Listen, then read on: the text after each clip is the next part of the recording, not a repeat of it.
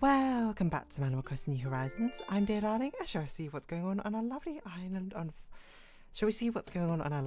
of Fawnhallow today? Sorry, getting my tongue tied. Just had a D&D session. Actually, didn't just have a D&D session. Technically, I just had a shower, and then I had a D&D session before that. How's it going? I think it's going pretty good. They fought and defeated very handedly, I would say, the mini boss. The mini final boss, I suppose, of Act 1, and now we're going to fight the actual final boss. It's a very interesting scenario because of the way I, at least like sort of on a meta level, constructed these combats. We'll go into it in a second. Good evening, everyone. All right, now on Fawnhallow, it's 11:12 PM on Monday, July 22nd, 2024. Yeah, on a meta level, I've constructed the two like different combats differently. One of them in the other campaign is basically like they have to fight the combat basically there because they've, you know, just for lore reasons, I suppose, and how everything works out. There's no other way for the fight to happen anywhere else. This one was a bit more interesting because, I guess to pull back the curtain a little bit, which they'll now basically sort of know. I intended, instead of having a mini boss and then a final boss, is that they would fight basically both. Worst case scenario is that they fight both of them together. And if they influence things, they can end up fighting them separately instead, in different locations. And the thing was is that I also didn't know necessarily where these combats would take place. I had a guess of where one might take place, and I had a guess of one possible, like what the worst possible outcome was. But the other ones was just sort of like, okay, you know, let's see what happens. And as it turns out, they're like through some good smart play on there and then some good rolls definitely as well, they managed to basically do that, and they managed to basically separate out the mini boss from final boss, so they don't have to fight them both they didn't have to fight them both together, pulling back the curtain. Otherwise they did, and that would have been probably a deadly fight. Instead, the mini boss was essentially just a walk in the park because of a monk's ability to stun things, and the fact the mini boss didn't have that high constitution, which is fair because like I didn't intend it's like the stats, I suppose, are balanced around the fact that they would be fighting together. So it's like that person, if you stun one of them over and over again, sure, that's great, but then the other one will, you know, be wailing attacks on you. So they're fighting separately, so they made short work of the mini boss, but to be fair, they also expended a lot of resources, which is definitely more resources than I expected them to expend, and also because of a time pressure. As well, because of the choices they made, they didn't really have enough time for a long rest. They probably would have had enough time for a short rest, but you know, maybe it kind of depends, because of fighting. Because in the reality which I planned in my head, they would have had probably enough time for a short rest, but because they fought the mini boss, then that also sort of like sets an invisible timer as well. But like, I don't want to delve into all the details because they still haven't fought the final boss yet and uncovered everything. There's no point of us being here. So I don't exactly know everything which is going on in case they're watching.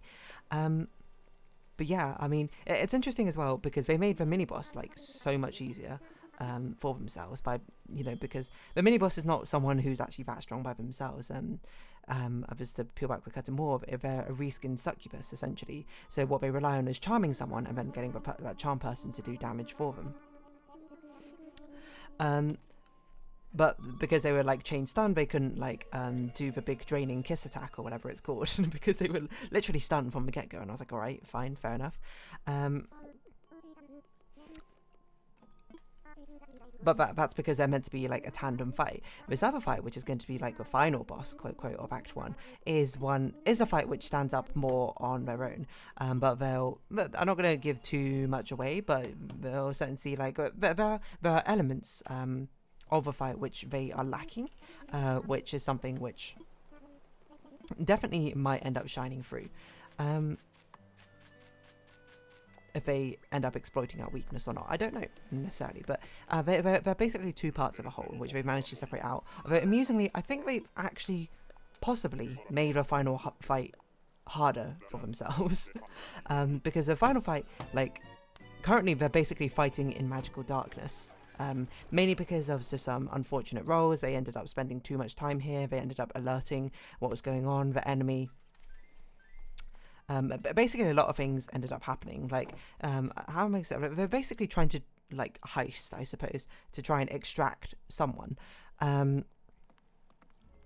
But there's a lot of things which were sort of like temporarily set up to guard that person, to essentially just waste a lot of time for them. Like, I mean, they basically had like the spider-esque creature, I can't remember the exact name, it starts with like E or something, which is there not to necessarily kill them, but it doesn't actually do that much damage, but it's basically to pose a huge nuisance to deter anyone from going in there.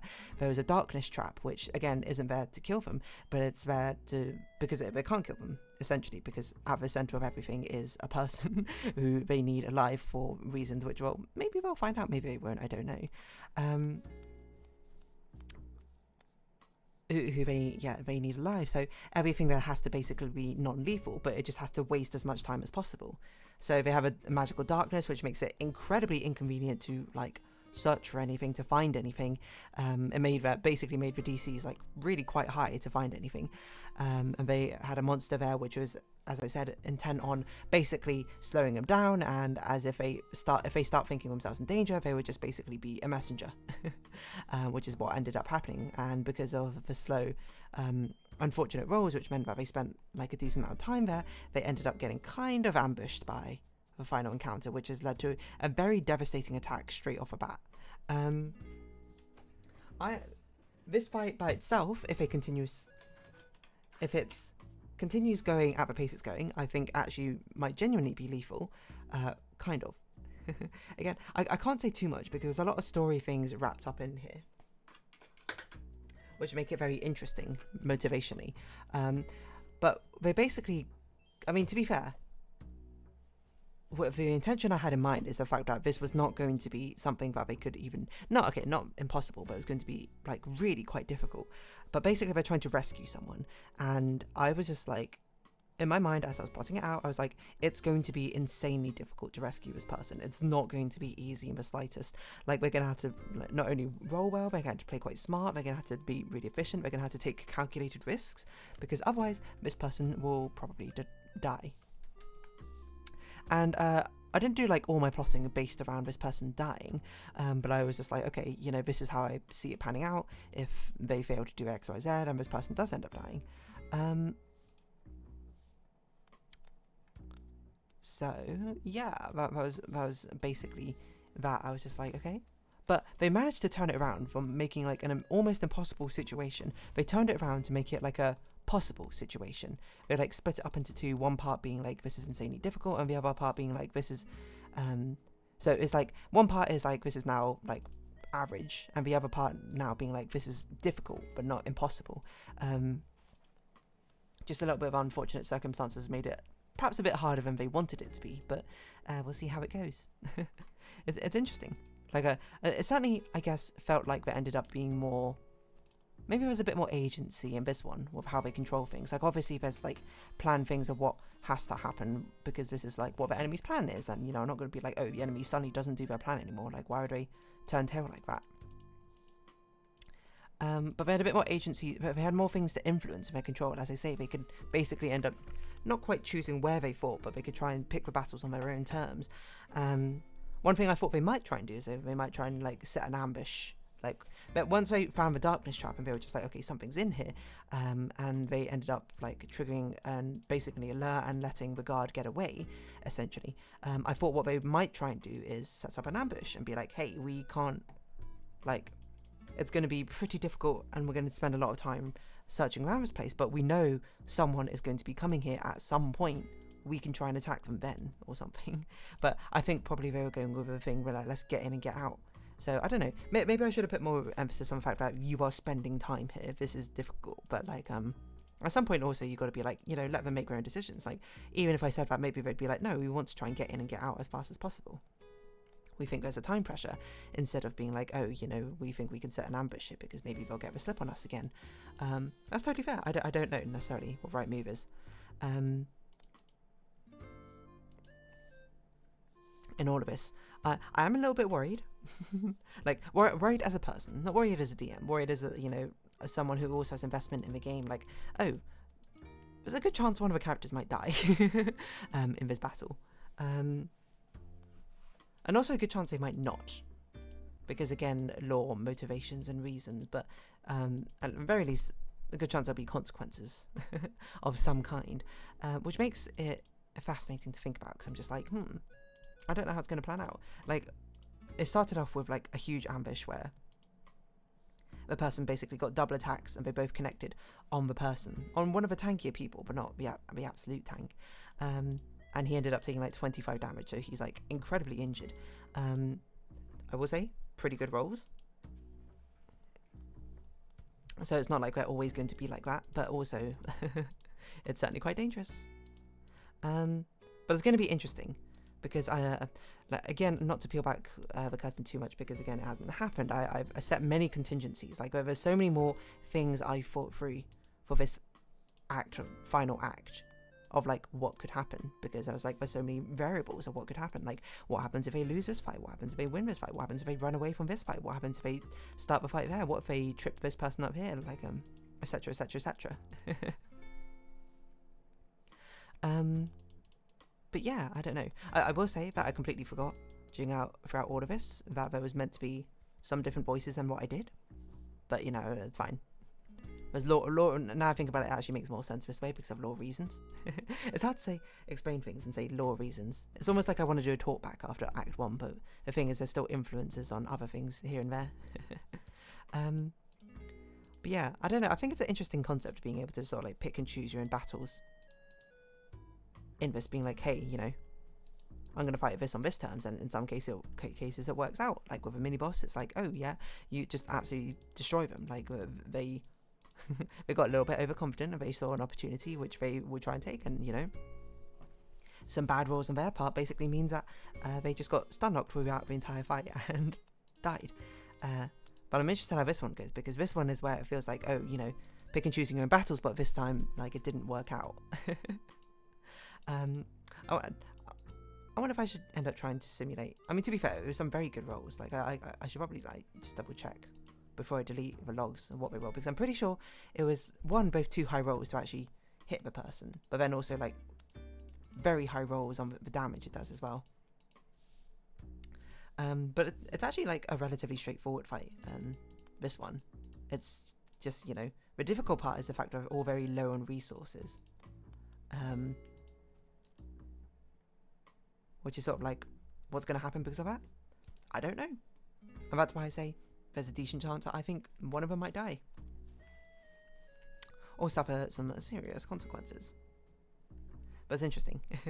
I need to start thinking of like more evil things for villains to say. I find it difficult in the moment to think of something evil for the villain to say, mainly because I've got like a million other things also I'm trying to think of, being like, okay, wait, what if they do this? What if they do this? I need to make sure I make a note of this, remember this, etc, etc. Which makes it a little bit difficult at the same time to figure out who and how to do what not. But I think it would be cool if I could make the villain actually feel intimidating. I mean, on one hand, I'm pretty sure they hate the villain already, to be honest, so, you know, done. But, you know, it's one thing to hate villains, but it's another thing to make them scary, I suppose. But to be fair, well, you know, I was going to say something and I was like, no, let's not say that. They'll discover it sooner or later anyway. But yeah, like, I don't know, just like sort of being able to pick and choose your own encounters is an interesting part of D&D, because like if you played an RPG, you would just be like, oh, I had to fight this boss at this place. Sure, you can pick and choose your encounters by, you know, you can choose what you have to equip or whatever, but you can't choose where you fight them. You can't choose the grounds you fight on. You can't choose, oh, I'm going to set up an ambush, or oh, I'm going to try and bypass the fight entirely, which is what makes D&D, I think, so engaging in that right, you know? I think it's awesome that the players had the agency to be like, oh yeah, we're going to try and take this fight here, or not. I mean, to be fair, the first fight, certainly they took the agency to like infiltrate in the first place, but then like their hand was sort of guided into the fight because of a failed saving throw. But I mean, they played the fight honestly pretty well. Like they managed, like one of their friends was charmed, but they managed to basically not do any damage to that friend. Instead, they pushed her out the window. After another, the DMPC also got pushed out the window, and then the stun lock on their other character basically meant, oh, she did literally nothing. And I think it's easy as well as a DM to just be like, that's frustrating. I didn't get to like, go ham and absolutely like murder them, give them like a run for their money. But at the same time, if that happens, like, you are subject to the whims of a bad rolls as well. You are subject to them playing well as well. Let them feel rewarded for being like, yeah, we just absolutely demolished that fight. I don't see why they shouldn't be. They earned it. But I guess it's just more like a forewarning that the next one won't be as easy. Well, statistically, or that easy. Maybe it will be quite easy. Although, to be fair, I think he's only got 1 key point left, so he can't have a continuous stun, but at least he can have a decent stun. The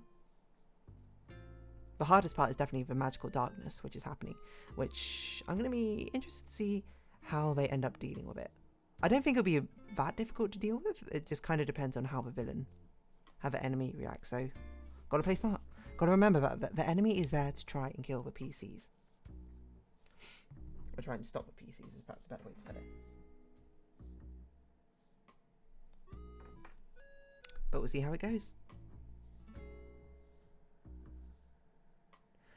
I don't know what else is like. Yeah, pick and choosing your battle sort of thing, literally.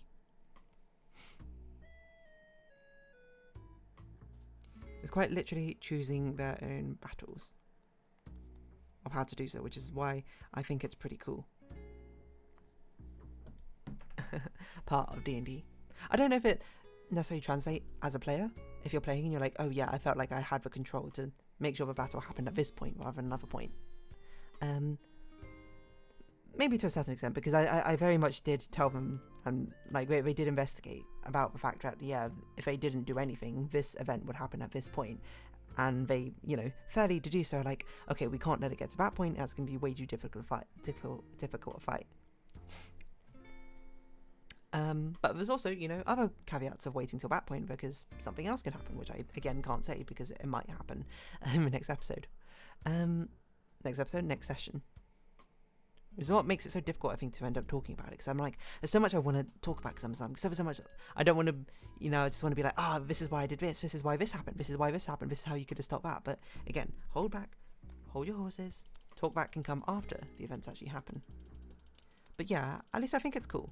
Like, I don't know if that's a thing which happens more in RPGs, of being able to pick and choose your own battle. I guess it's kind of like Hitman, isn't it? You can choose exactly how and when and where you assassinate someone, right?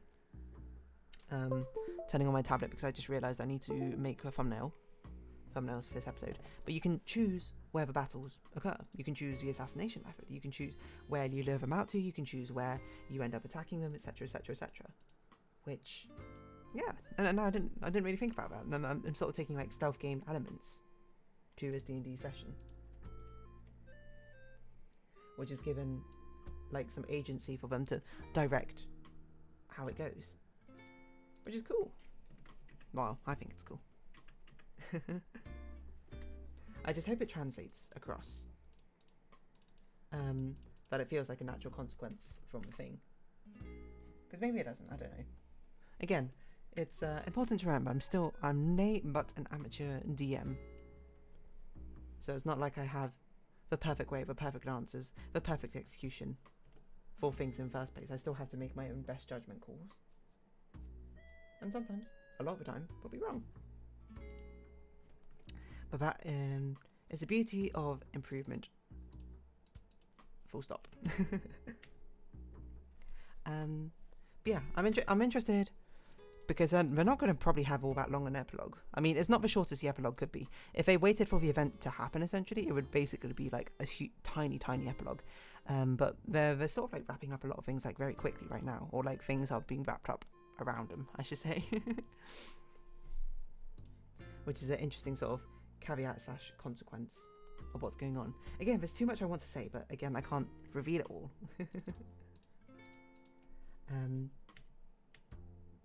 But yeah, it'll be interesting to see what happens. Anyway, on that note, I'm going to round this episode up here, and I might record... Am I going to record an episode? I might record an episode of Paradise Killer or something. No, maybe not. No, I probably will. Paradise Killer. So if you have been watching, thank you very much. It's been Animal Crossing New Horizons. I've been Dear Darling. Likes, comments, subscription, shares, greatly appreciated. Socials, Discord down below. Hope to see each other again, but for now, it's our farewell. So until next time, bye-bye for now.